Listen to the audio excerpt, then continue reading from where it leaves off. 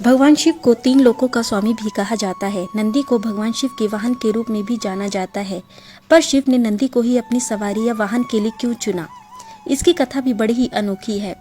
पौराणिक कथा के अनुसार ऋषि शिलाद ब्रह्मचारी थे। वे एक ऐसा पुत्र चाहते थे जिस पर भगवान शिव की असीम कृपा हो।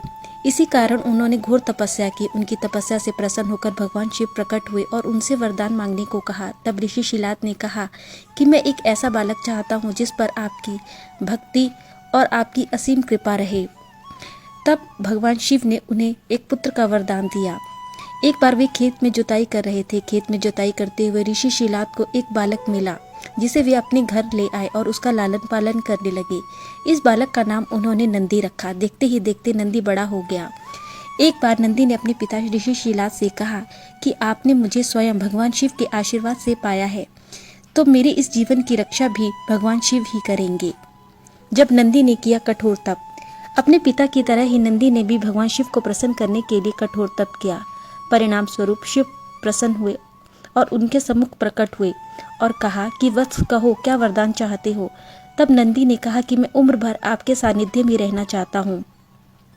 नंदी के समर्पण से प्रसन्न होकर भगवान शिव ने नंदी को पहले अपने गले लगाया और उन्हें बैल का चेहरा देकर अपने गणों में सर्वोत्तम वाहन के रूप में स्वीकार कर लिया। यही कारण है कि शिव की आराधना के साथ साथ उनके प्रिय नंदी की भी पूजा की जाती है। नंदी का विषपान। समुद्र मंथन के समय कहा जाता है कि जब कालकूट विष बाहर निकला तब शिव ने इसे अपने कंठ में धारण किया। माना जाता है कि विषपान के समय कुछ बूंदें जमीन पर गिर गई थी, जिसे नंदी ने अपनी जीभ से समेट लिया। नंदी के इस समर्पण भाव को देखकर शिव बेहद प्रसन्न हुए और उन्होंने अपने नंदी को सबसे बड़ा भक्त बना लिया। इसी कारण शिव भक्त अपनी मनोकामना को पूरा करने के लिए प्रिय नंदी का सहारा लेते हैं, क्योंकि शिव अधिक समय तपस्या में रहते हैं और उनकी तपस्या में विघ्न न पड़े, इसीलिए लोग अपनी समस्या नंदी जी के कानों में बोलकर चले जाते हैं और लोगों की प्रार्थना को वही भगवान शिव तक पहुंचाते हैं। शिवलिंग के सामने नंदी जी के रहने का रहस्य। माना जाता है कि शिवलिंगम सर्वशक्तिमान परमात्मा का प्रतीक है, वहीं शिव नंदी जीव अर्थात व्यक्तिगत आत्मा का प्रतीक है। शिवलिंग के सामने बैठे नंदी का अर्थ है कि मनुष्य को प्रकृति से दूर हो जाना चाहिए और अपना सारा ध्यान भगवान की ओर लगाना चाहिए। जब नंदी ने दिया रावण को श्राप। पौराणिक कथा के अनुसार एक बार रावण शिव जी से मिलने कैलाश पर्वत गया। वहां पहुंचने पर जब उन्होंने नंदी को देखा तो वह जोर जोर से हंसने लगा और नंदी का मजाक उड़ाते हुए कहने लगा कि तुम्हारी शक्ल तो बिल्कुल एक वानर जैसी है।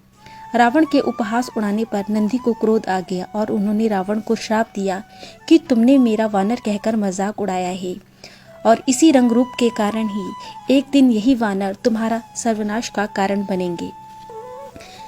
जिस तरह गायों में कामधेनु गाय श्रेष्ठ होती है, उसी तरह बैलों में नंदी भी श्रेष्ठ है। बैल का चरित्र उत्तम और समर्पण भाव वाला बताया गया है। इसके अलावा वह बल और शक्ति का भी प्रतीक है। बैल को मोह माया और भौतिक इच्छाओं से परे रहने वाला प्राणी माना जाता है। यही कारण है कि भगवान शिव ने बैल को अपना वाहन बनाया। भगवान शिव का चरित्र भी बैल के समान ही माना गया है।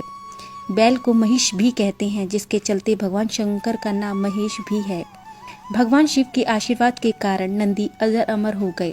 शिव ने संपूर्ण गणों, गणेश व वेदों के समक्ष गणों के अधिपति के रूप में नंदी का अभिषेक कराया, जिसके बाद नंदी नंदेश्वर कहलाए। भगवान शिव ने नंदी को वरदान किया कि जहां उनका निवास होगा वहां स्वयं नंदी भी उनके साथ, उनके समक्ष और उनके सामने ही विराजमान रहेंगे। मान्यता है कि तब से ही शिव मंदिर में भगवान शिव के सामने नंदी विराजमान रहते हैं।